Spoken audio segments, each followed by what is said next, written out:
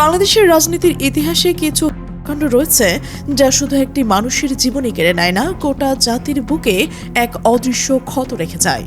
ইনকলাব মঞ্চের সাবেক মুখপাত্র শরীফ ওসমান বিন হাদির নির্মম হত্যাকাণ্ড ঠিক তেমনই একটি ঘটনা। যেদিন তাকে খুন করা হয়েছিল সেই দিনের পর থেকে দেশ জুড়ে যে ক্ষোভ, শোক আর উত্তাল আলোড়ন শুরু হয়েছিল তা যেন আজও স্থিমিত হয়নি। কিন্তু এতদিন পরে সে এই মামলায় এমন একটি খবর সামনে এলো যা শুনে মানুষ হতবাক হয়ে গেছে। খুশিতে আবেগ আপ্লুত হয়েছে অনেকেই, আবার অনেকেই মনে নতুন প্রশ্ন জাগছে। ঘটনাটি হলো বাংলাদেশের মাটিতে যাদের খুঁজে পাওয়া যাচ্ছিল না, সীমান্ত পার হয়ে যারা হাওয়া হয়ে গিয়েছিল, সেই দুই পলাতক আসামি শেষ পর্যন্ত ধরা পড়েছে। তবে বাংলাদেশে নয়, ধরা পড়েছে পার্শ্ববর্তী দেশ ভারতে। পশ্চিমবঙ্গ পুলিশের বিশেষ শাখা অর্থাৎ স্পেশাল টাস্ক ফোর্স বা এসটিএফ এক রুদ্ধশ্বাস অভিযানে গ্রেপ্তার করেছে শহীদ ওসমান বিন হাদির হত্যা মামলার প্রধান আসামি ফয়সাল করিম মাসুদ এবং তার ঘনিষ্ঠ সহযোগী আলমগীর হোসেনকে। ভারতীয় সংবাদ মাধ্যম ANI এবং পশ্চিমবঙ্গ পুলিশের বরাত দিয়ে এই সংবাদটি প্রকাশিত হওয়ার পরপরই সামাজিক যোগাযোগ মাধ্যম থেকে শুরু করে রাজনৈতিক মহল সর্বত্রই এক অভূতপূর্ব আলোড়ন শুরু হয়েছে। এখন অনেকের মনে একটাই প্রশ্ন ঘুরপাক খাচ্ছে, এই দুই পলাতক আসামি ঠিক কিভাবে দেশ ছেড়ে পালালো, কিভাবে ভারতের বিভিন্ন প্রান্তে ঘুরে বেড়ালো, আর বনগাঁও সীমান্তে তারা কি উদ্দেশ্যে এসেছিল। এই পুরো গল্পটি যতটুকু জানা যাচ্ছে তা সত্যি যে কোনো সিনেমার চিত্রনাট্যকে হার মানিয়ে দেয়। পটুয়াখালীর বাসিন্দা ৩৭ বছর বয়সী রাহুল ওরফে ফয়সাল করিম মাসুদ এবং ঢাকার বাসিন্দা ৩৪ বছর বয়সী আলমগীর হোসেন দুইজনই ছিলেন ছাত্রলীগের সাবেক নেতা। শরীফ ওসমান বিন হাদির হত্যার পর থেকেই তারা নিখোঁজ। বাংলাদেশের পুলিশ তাদের খুঁজছিল, কিন্তু তাদের কোথাও পাওয়া যাচ্ছিল না, কারণ এখন স্পষ্ট তারা সীমান্ত পার করে ভারতে ঢুকে পড়ছিল। তবে সাধারণ কোনো সীমান্ত পথ ব্যবহার করেনি। পশ্চিমবঙ্গ পুলিশের STF এর দেওয়া প্রেস ব্রিফিং অনুযায়ী জানা যাচ্ছে তারা মেঘালয়ে পাহাড়ি ও দুর্গম এলাকার পথ বেছে নিয়েছিল অবৈধভাবে ভারতে প্রবেশের জন্য। সেই দুর্গম পথ বেছে নেওয়ার কারণ একটাই, আইনশৃঙ্খলা রক্ষাকারী বাহিনীর চোখে না পড়া। ভারতে ঢোকার পর তারা এক জায়গায় বসে থাকেনি, পরিচয় গোপন করে বারবার আস্তানা বদলিয়েছে, ভারতের একাধিক জায়গায় ছুটে বেরিয়েছে। কিন্তু অপরাধী যতই চতুর হোক, আইনের দীর্ঘ হাত থেকে তারা চিরকাল পালিয়ে থাকতে পারে না। একসময় STF এর কাছে একটি অত্যন্ত গোপনীয় এবং নির্ভরযোগ্য এক তথ্য এসে পৌঁছয়। বাংলাদেশে চাঁদাবাজি ও খুনের মতো গুরুতর অপরাধ করে পালিয়ে আসা দুই পলাতক আসামি পশ্চিমবঙ্গের বনগাঁও সীমান্ত এলাকায় এসে জড়ো হয়েছে। কিন্তু কেন বনগাঁও? এখানে আছে সবচেয়ে ভয়ঙ্কর তথ্যটি। পুলিশের প্রাথমিক জিজ্ঞাসাবাদে বেরিয়ে এসেছে এক চাঞ্চল্যকর তথ্য। ভারতের বিভিন্ন জায়গায় লুকিয়ে থাকার পর তারা মূলত সুযোগ বুঝে পুনরায় বাংলাদেশে প্রবেশ করার পরিকল্পনা করছিল। বনগাঁও সীমান্তটিকে তারা এই কারণেই বেছে নিয়েছিল। হয়তো তাদের মাথায় ছিল বাংলাদেশে ফিরে এলে নতুন কোনো রাজনৈতিক অস্থিরতা তৈরি করা, অথবা পুরনো কোনো হিসাব মেটানো।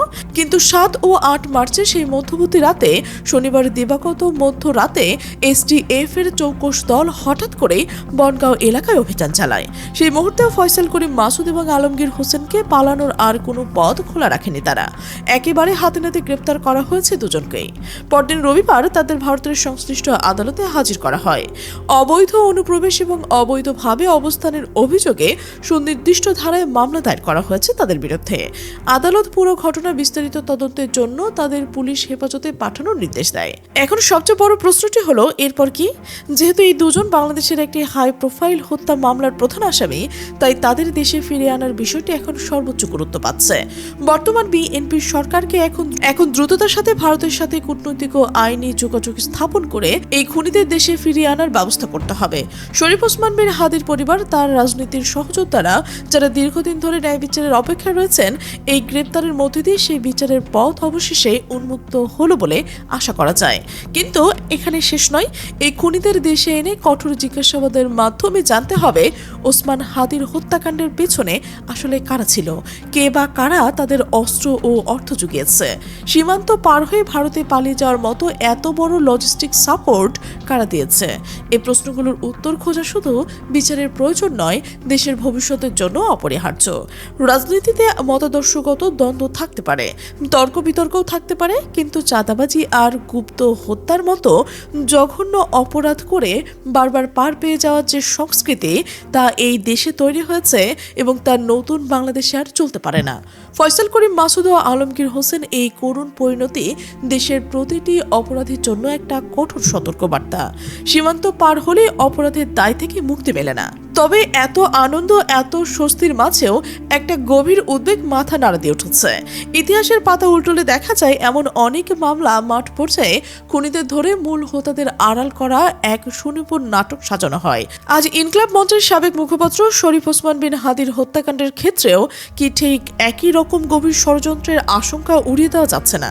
পশ্চিমবঙ্গের পুলিশের হাতে ফয়সাল করিম মাসুদ, আলমগীর হোসেনের এই আকস্মিক গ্রেপ্তার কি শুধুই পুলিশের সাফল্য, নাকি এর পিছনে অন্য কোনো বড় রাজনৈতিক অঙ্ক রয়েছে? সে প্রশ্নটি এখন অনেকের মনে ঘুরছে।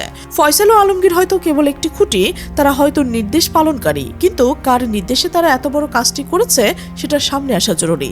কে তাদের অস্ত্র অর্থ দিল, কে তাদের সীমান্ত পার করে দিল, কে দিল ভারতে লুকিয়ে থাকার সুযোগ? সেই মাস্টার মাইন্ড বা মাস্টার মাইন্ডরা এখনো পর্দার আড়ালে বহাল তবিয়তে রয়েছে। একজন স্ত্রীকে যারা স্বামীহারা করেছে তাদের প্রত্যেককে আইনের আওতায় আনা হবে। শুধু সামনের সারির অপরাধীদের নয়, পেছনের সেই অদৃশ্য হাতগুলোকেও প্রকাশে আনতে হবে। সেই প্রসঙ্গে আরও একটি গুরুত্বপূর্ণ তথ্য উঠে এসেছে। শরীফ ওসমান বিন হাদি ঢাকা ৮ আসনের নির্বাচনে দাঁড়িয়েছিলেন। সেই আসনের সংসদ সদস্য মির্জা আব্বাস তার প্রতিদ্বন্দ্বী প্রার্থী নাসিরউদ্দিন পাটোয়ারির বিরুদ্ধে একটি মামলা দায়ের করেছেন। এই তথ্যটি মিলিয়ে দেখলে বোঝা যায় ঘটনার শিকড় অনেক গভীরে। রাজনৈতিক স্বার্থ, ক্ষমতার লড়াই এবং ব্যক্তিগত আক্রোশ সব মিলিয়ে এটি কেবল একটি ঘটনা নয়, এটি একটি বহুস্তরীয় ষড়যন্ত্রের ফল বলে মনে হচ্ছে। সচেতন নাগরিক হিসেবে আমাদের এখন পরিষ্কারভাবে দাবি জানাতে হবে, শুধু ফয়সাল ও আলমগীরকে দেশে এনে বিচার করলে এই হত্যার প্রকৃত ন্যায় বিচার হবে না। তাদের রিমান্ডে নিয়ে কঠোর জিজ্ঞাসাবাদের মাধ্যমে বের করে আনতে হবে যে কে এই অদৃশ্য হাতগুলো, যারা দূর থেকে বসে এই হত্যার নকশা তৈরি করেছে। কেবল ব্যবহৃত অস্ত্রকে ধ্বংস করলে হবে না, যে হাত দিয়ে সে অস্ত্র চালিয়েছে সেই হাতটিকেও শিকল পড়াতে হবে। না হলে শরীফ ওসমান বিন হাদির রক্ত বৃথা যাবে। এই দেশে বিচারহীনতার সংস্কৃতি কখনোই বন্ধ হবে না। বিএনপি সরকার এই মামলাটিকে কতটুকু সাহসিকতার সাথে সামনে এগিয়ে নিয়ে যেতে পারবে, নাকি ফয়সাল ও আলমগীরকে দিয়েই দায় সরাবে, সেটা এখন সবচেয়ে বড় পরীক্ষা। দেশের মানুষ এই মামলার প্রতিটি আপডেট নিয়ে তীক্ষ্ণ নজর রাখছে। বিচারের নামে কোনো প্রহসন এবার আর মানুষ মেনে নেবে না। দেশের মধ্যে এমন একটি ঘটনা ঘটিয়ে বর্ডার পার হয়ে ভারতে পালিয়ে যাওয়া এবং এতদিন গা ঢাকা দিয়ে ভারতে অবস্থান করা সবকিছু কি খুব স্বাভাবিক মনে হচ্ছে? এর পেছনে রয়েছে গভীর কোনো কালো হাত।